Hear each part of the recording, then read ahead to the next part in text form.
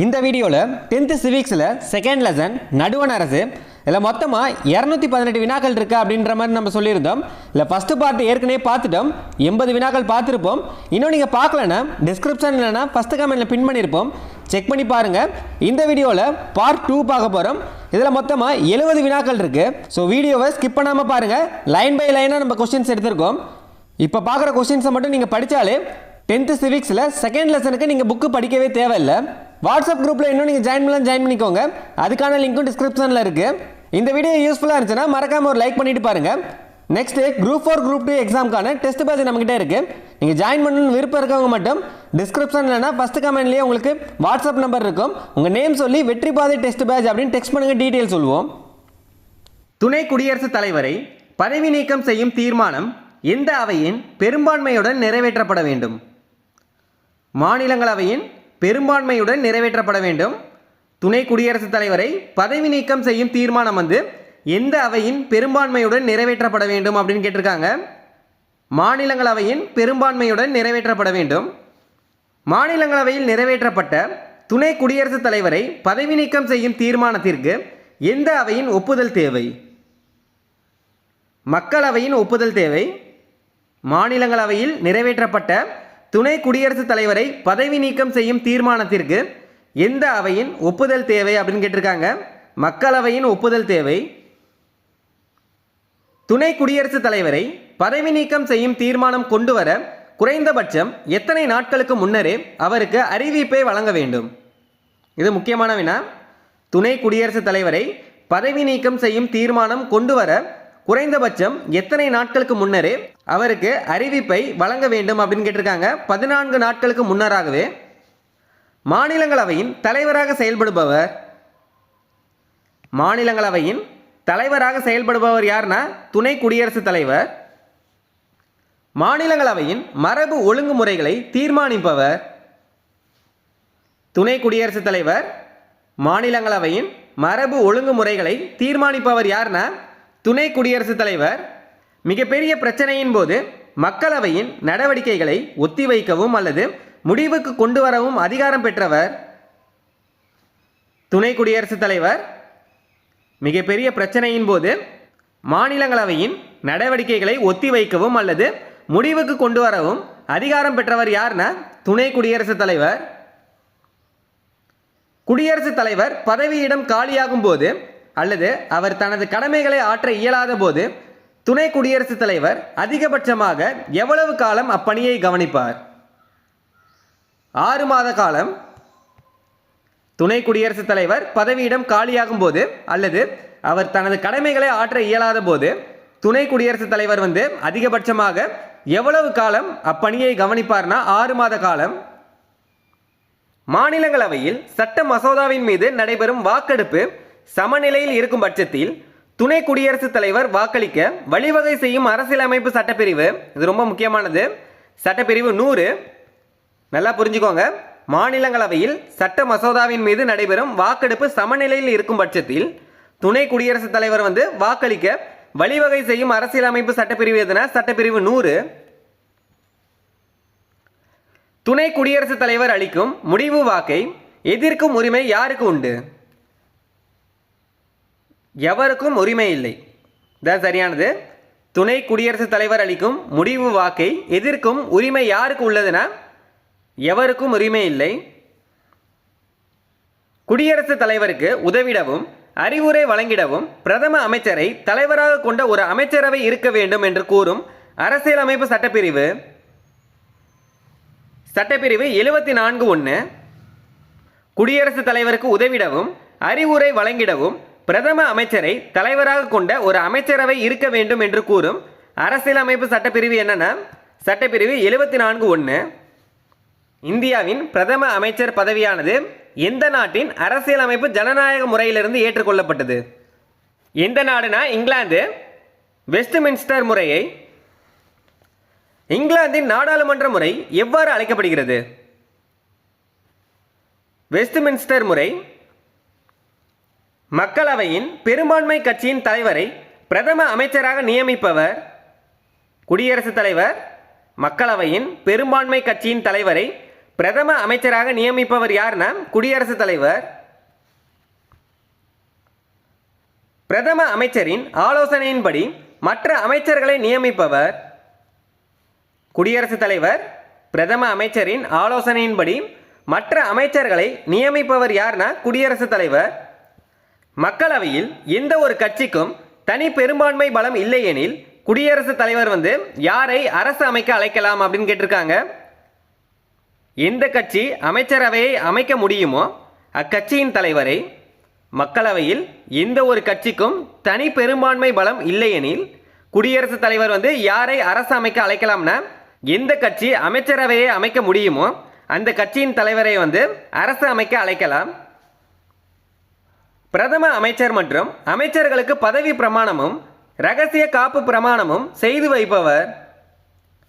குடியரசுத் தலைவர் நாடாளுமன்ற உறுப்பினராக இல்லாதவர் அமைச்சராக நியமிக்கப்பட்டால் அவர் எத்தனை மாதங்களுக்குள் நாடாளுமன்றத்திற்கு தேர்ந்தெடுக்கப்பட வேண்டும்? 6 மாதங்களுக்குள். நாடாளுமன்ற உறுப்பினராக இல்லாதவர் அமைச்சராக நியமிக்கப்பட்டால் அவர் எத்தனை மாதங்களுக்குள் நாடாளுமன்றத்திற்கு தேர்ந்தெடுக்கப்பட வேண்டும் அப்படின்னு கேட்டிருக்காங்க. 6 மாதத்திற்குள். அமைச்சர்கள் தனிப்பட்ட முறையிலும் ஒட்டுமொத்தமாகவும் எந்த அவைக்கு பொறுப்புடையவர்கள்? மக்களவைக்கு அமைச்சர்கள் தனிப்பட்ட முறையிலும் ஒட்டுமொத்தமாகவும் எந்த அவைக்கு பொறுப்புடையவர்கள்னா மக்களவைக்கு. இந்தியாவின் முதல் பிரதம அமைச்சர் ஜவஹர்லால் நேரு. இந்தியாவின் முதல் பிரதம அமைச்சர் யார்னா ஜவஹர்லால் நேரு. இல்லை குடியரசுத் தலைவர் யார் அப்படின்னு பார்த்துருந்தோம், டாக்டர் ராஜேந்திர பிரசாத். துணை குடியரசுத் தலைவர் யார்னா டாக்டர் ராதாகிருஷ்ணன். முதல் பிரதம அமைச்சர் யார்னா ஜவஹர்லால் நேரு. பிரதம அமைச்சரின் கடமைகளை பற்றி குறிப்பிடும் அரசியலமைப்பு சட்டப்பிரிவு. சட்டப்பிரிவு 78. பிரதம அமைச்சரின் கடமைகளை பற்றி குறிப்பிடும் அரசியலமைப்பு சட்டப்பிரிவு எதுனா சட்டப்பிரிவு 78.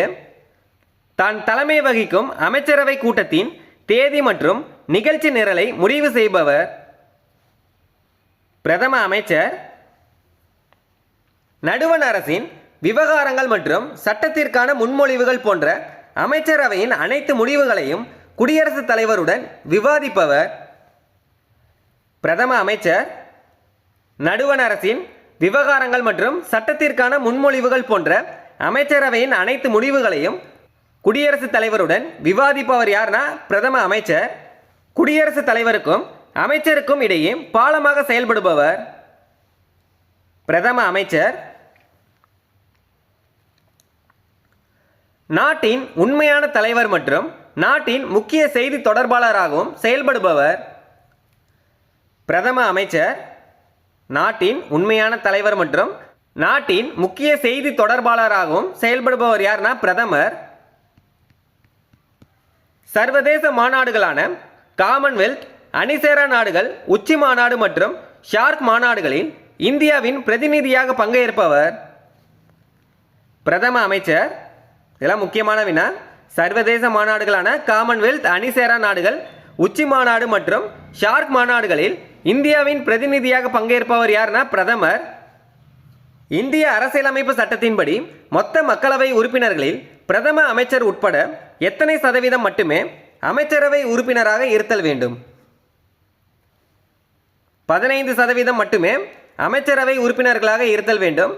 இந்திய அரசியலமைப்பு சட்டத்தின்படி மொத்த மக்களவை உறுப்பினர்களில் பிரதம அமைச்சர் உட்பட 15% மட்டுமே அமைச்சரவை உறுப்பினர்களாக இருக்க வேண்டும். நடுவண் அமைச்சர்கள் எத்தனை தரநிலைகளில் வகைப்படுத்தப்பட்டுள்ளன? அதாவது மத்திய அமைச்சர்கள் எத்தனை தரநிலைகளில் வகைப்படுத்தப்பட்டுள்ளன அப்படின்னு கேட்டிருக்காங்க. 3.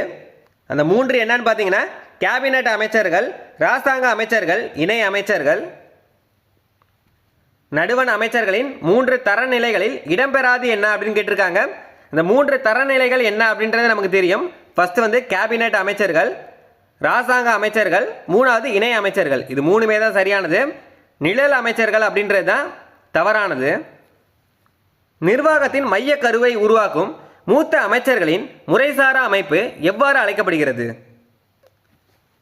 கேபினட்னு நிர்வாகத்தின் மைய கருவை உருவாக்கும் மூத்த அமைச்சர்களின் முறைசாரா அமைப்பு எவ்வாறு அழைக்கப்படுகிறதுனா கேபினட்னு. நடுவண் அரசாங்கத்தின் பாதுகாப்பு, நிதி, வெளியுறவு கொள்கை, உள்துறை ஆகியவற்றின் முக்கிய முடிவுகளை எடுக்கும் அமைப்பு கேபினட். இதெல்லாம் முக்கியமானது பார்த்துக்கோங்க.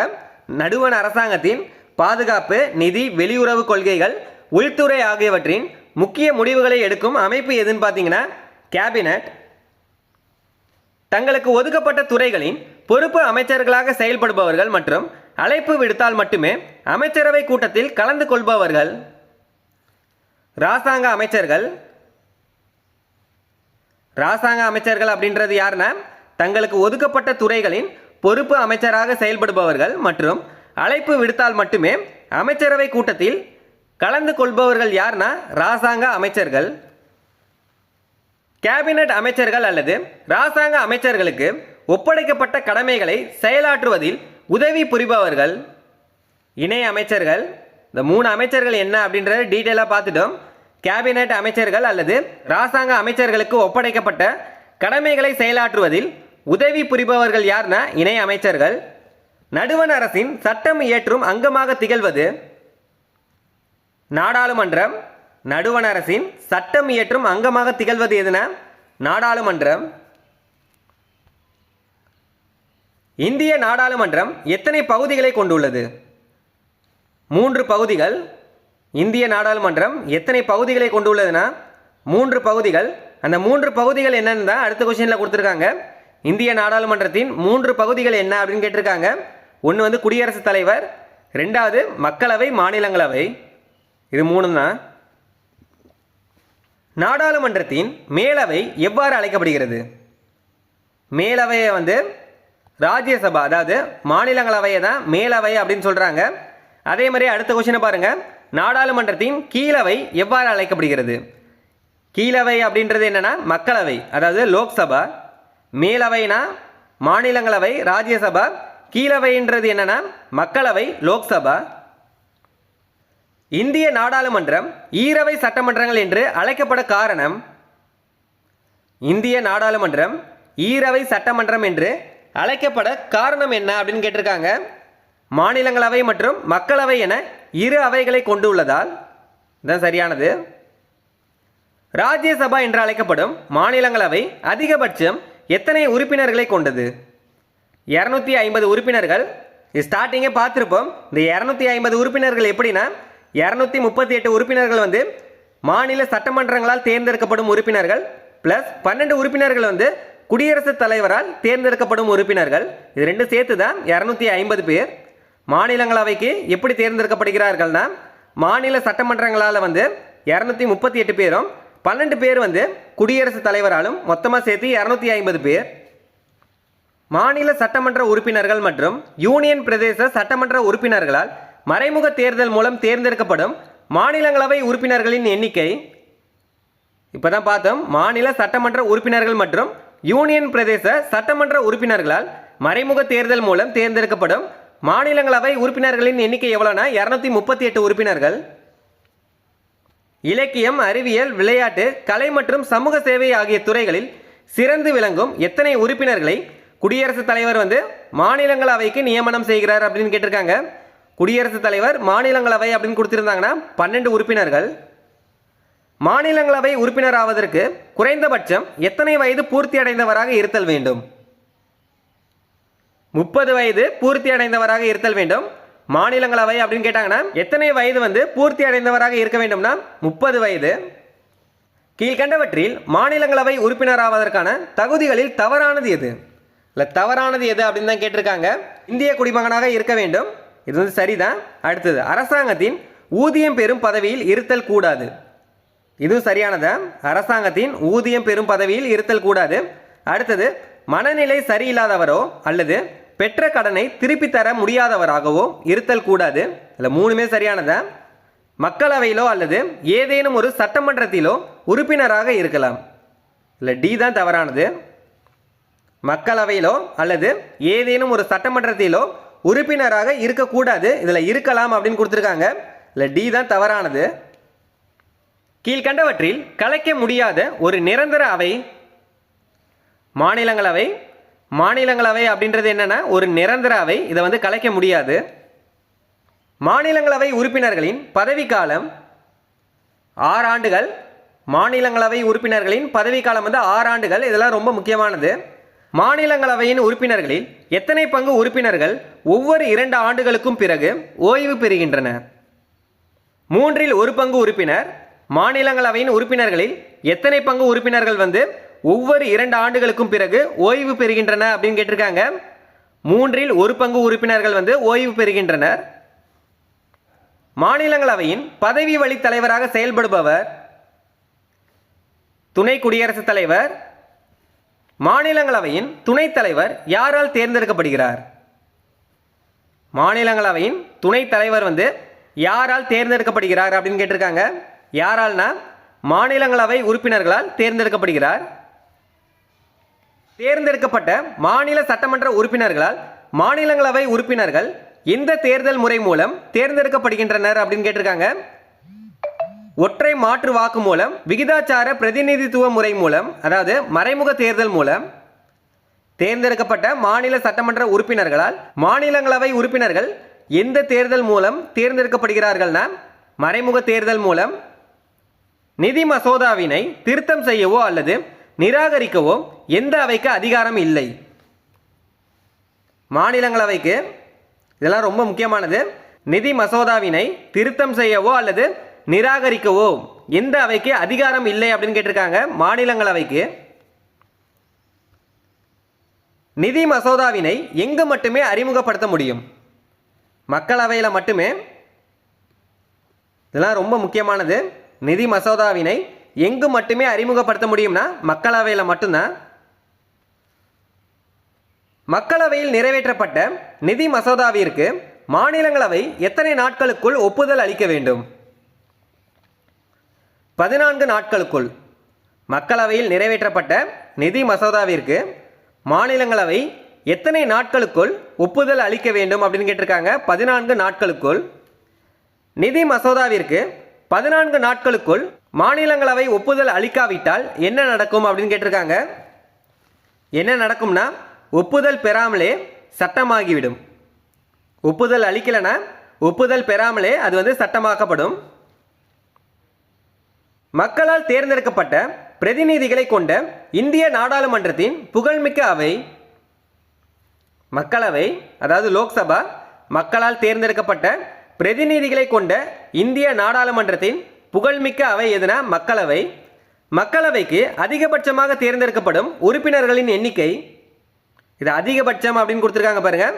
மக்களவைக்கு அதிகபட்சமாக தேர்ந்தெடுக்கப்படும் உறுப்பினர்களின் எண்ணிக்கை எவ்வளோனா 552 உறுப்பினர்கள். ஆனால் தற்சமயம் மக்களவையின் உறுப்பினர்கள் எவ்வளோ இருக்காங்கன்னா 545 உறுப்பினர்கள். இது அதிகபட்சமாக அப்படின்னு கொடுத்துருக்காங்க 552 உறுப்பினர்கள். மக்களவைக்கு பல்வேறு மாநிலங்களிலிருந்து தேர்ந்தெடுக்கப்படும் உறுப்பினர்களின் எண்ணிக்கை 530 உறுப்பினர்கள். மக்களவைக்கு பல்வேறு மாநிலங்களிலிருந்து தேர்ந்தெடுக்கப்படும் உறுப்பினர்களின் எண்ணிக்கை 530 உறுப்பினர்கள். மக்களவைக்கு யூனியன் பிரதேசங்களில் இருந்து தேர்ந்தெடுக்கப்படும் உறுப்பினர்களின் எண்ணிக்கை 13 உறுப்பினர்கள். மக்களவைக்கு பல்வேறு மாநிலங்களிலிருந்து தேர்ந்தெடுக்கப்படும் உறுப்பினர்களின் எண்ணிக்கை 530 ப்ளஸ் அதோட யூனியன் பிரதேசங்களிலிருந்து தேர்ந்தெடுக்கப்படும் உறுப்பினர்கள் 13 பேர். அது மட்டும் இல்லாமல் குடியரசுத் தலைவரால் ஆங்கிலோ இந்தியன் உறுப்பினர்கள் 2 பேர். மொத்தமாக பார்த்தீங்கன்னா 545 உறுப்பினர்கள் வருவாங்க. ஆங்கிலோ இந்தியன் சமூகத்தில் இருந்து எத்தனை உறுப்பினர்களை குடியரசுத் தலைவர் மக்களவைக்கு நியமிக்கிறார் அப்படின்னு கேட்டிருக்காங்க. இப்போ தான் பார்த்தோம் 2 உறுப்பினர்கள்னு. தற்சமயம் மக்களவை எத்தனை உறுப்பினர்களை கொண்டுள்ளது? 545 உறுப்பினர்கள். மாநிலங்களவையை பார்த்தீங்கன்னா 250 உறுப்பினர்கள் வரும். அது எப்படி பிரியும்? 238 ப்ளஸ் 12ன்னு. இந்த 12 பேர் குடியரசுத் தலைவரால் நியமிக்கப்படுபவர். அதே மாதிரியே மக்களவைக்கு பார்த்தீங்கன்னா 545 பேர். இதில் 530 பேர் பல்வேறு மாநிலங்களிலிருந்து தேர்ந்தெடுக்கப்படும் உறுப்பினர்கள் ப்ளஸ் 13 பேர் யூனியன் பிரதேசங்களால் தேர்ந்தெடுக்கப்படும் உறுப்பினர்கள். 2 பேர் குடியரசுத் தலைவரால் ஆங்கிலோ இந்தியன் உறுப்பினர்கள். மக்களவை உறுப்பினர் ஆவதற்கான குறைந்தபட்ச வயது 25 வயது. மக்களவைக்கு 25 வயது. மாநிலங்களவைக்கு எவ்வளோ பார்த்தோம்? மாநிலங்களவைக்கு 30 வயது. அதே மாதிரியே குடியரசுத் தலைவர், துணை குடியரசுத் தலைவர் இவங்களுக்கான வயது வரம்பு என்னன்னு பார்த்தீங்கன்னா 35. குடியரசுத் தலைவர், துணை குடியரசுத் தலைவருக்கு, மாநிலங்களவைக்கு வந்து 30 வயது, மக்களவைக்கு வந்து 25 வயது. இதெல்லாம் முக்கியமானது, நோட் பண்ணிக்கோங்க. மக்களவை உறுப்பினராக போட்டியிடுபவரின் பெயர் வந்து எங்கு இடம் பெற்றிருக்க வேண்டும்? நாட்டின் ஏதாவது ஒரு பகுதியின் வாக்காளர் பட்டியலில். தான் சரியானது. மக்களவை உறுப்பினராக போட்டியிடுபவரின் பெயர் வந்து எங்கு இடம் பெற்றிருக்க வேண்டும் அப்படின்னு கேட்டிருக்காங்க. நாட்டின் ஏதாவது ஒரு பகுதியின் வாக்காளர் பட்டியலில். மக்களவை உறுப்பினராக போட்டியிடுபவர் கீழ்கண்ட எந்த தகுதியை பெற்றிருக்க கூடாது? எந்த தகுதி வந்து இருக்கக்கூடாது அப்படின்னு சொல்லியிருக்காங்க. 25 வயது பூர்த்தி அடைந்தவராக இருக்க வேண்டும். இது சரியானது. நடுவன் மாநில அரசு அலுவலகங்களில் ஊதியம் பெறும் பதவியில் இருக்க வேண்டும். இதில் பி தான் தவறானது. எது தவறானது அப்படின்னு தான் கேட்டிருக்காங்க. ஏன்னா நடுவன் மாநில அரசு அலுவலகங்களில் ஊதியம் பெறும் பதவியில் இருக்கக்கூடாது அப்படின்றது தான் சரியானது. ஆனால் இதில் இருக்க வேண்டும் அப்படின்னு கொடுத்துருக்காங்க. இதுதான் தவறானது.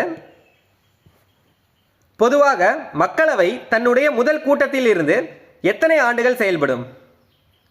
5 ஆண்டுகள். மக்களவை வந்து தன்னுடைய முதல் கூட்டத்தில் இருந்து எத்தனை ஆண்டுகள் செயல்படும்னா 5 ஆண்டுகள். மக்களவையின் பதவிக்காலம் முடிவதற்கு முன்னரே யாருடைய ஆலோசனையின் பேரில் குடியரசுத் தலைவர் மக்களவையை கலைக்கலாம்? பிரதம அமைச்சரின் ஆலோசனையின்படி வந்து மக்களவையை வந்து குடியரசுத் தலைவர் வந்து கலைக்கலாம். மக்களவையில் எந்த ஒரு கட்சிக்கோ அல்லது கூட்டணிக்கோ பெரும்பான்மை இல்லாத பட்சத்தில் மக்களவையை கலைக்கும் அதிகாரத்தை பெற்றவர் குடியரசுத் தலைவர்.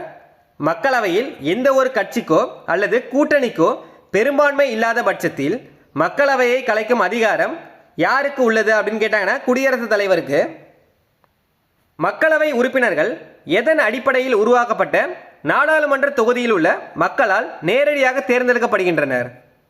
மக்கள் தொகையின் அடிப்படையில் உருவாக்கப்பட்ட நாடாளுமன்ற தொகுதியில் உள்ள மக்களால் நேரடியாக தேர்ந்தெடுக்கப்படுகிறார்கள். யாருன்னா மக்களவை உறுப்பினர்கள். மக்களவை தேர்தலுக்கான ஏற்பாடுகள் செய்தல், மேற்பார்வையிடுதல் மற்றும் நடத்துதல் ஆகிய பணிகளை மேற்கொள்வது இந்திய தேர்தல் ஆணையம். மக்களவை உறுப்பினர்களை தேர்ந்தெடுப்பதில் எந்த வாக்குரிமை முறை பின்பற்றப்படுகிறது? வயது வந்தோர் வாக்குரிமை முறை. இந்திய குடிமகன் தங்கள் பிரதிநிதிகளை தேர்ந்தெடுக்க வாக்களிக்கும் உரிமை பெற குறைந்தபட்சம் எத்தனை வயது நிரம்பியிருக்க வேண்டும்? 18 வயது. நிதி மசோதா உள்பட அனைத்து மசோதாக்களையும் அறிமுகப்படுத்தவும் நிறைவேற்றவும் அதிகாரம் பெற்ற நாடாளுமன்ற அவை மக்களவை. இது ரொம்ப முக்கியமானது. நிதி மசோதா உள்பட அனைத்து மசோதாக்களையும் அறிமுகப்படுத்தவும் நிறைவேற்றவும் அதிகாரம் பெற்ற நாடாளுமன்ற அவை எதுனா மக்களவை. இதோட இந்த பாடத்தில் மட்டுமே 150 வினாக்கள் பார்த்துருப்போம். போன வீடியோவில் 80 வினாக்கள் பார்த்துருப்போம். இந்த வீடியோவில் 70 வினாக்கள் பார்த்துருப்போம். மொத்தமாக 150 வினாக்கள் பார்த்துருப்போம். அடுத்த வீடியோவில் வந்து 68 வினாக்கள் பார்ப்போம். இந்த 68 வினாக்களில் புக்கில் லைன் பை லைன் கொஸ்டினும் பார்ப்போம், ப்ளஸ் புக் பேக் கொஸ்டினும் பார்த்துருவோம். ஸோ அடுத்த வீடியோவும் மிஸ் பண்ணாமல் பாருங்கள். யூடியூப்பில் உங்களுக்கு டெய்லி செக் பண்ண முடியலன்னா வாட்ஸ்அப் குரூப்பில் ஜாயின் பண்ணிக்கோங்க. அடுத்தடுத்த வீடியோ எப்பப்போ வரும்னு அப்டேட் பண்ணிக்கிட்டே இருப்போம்.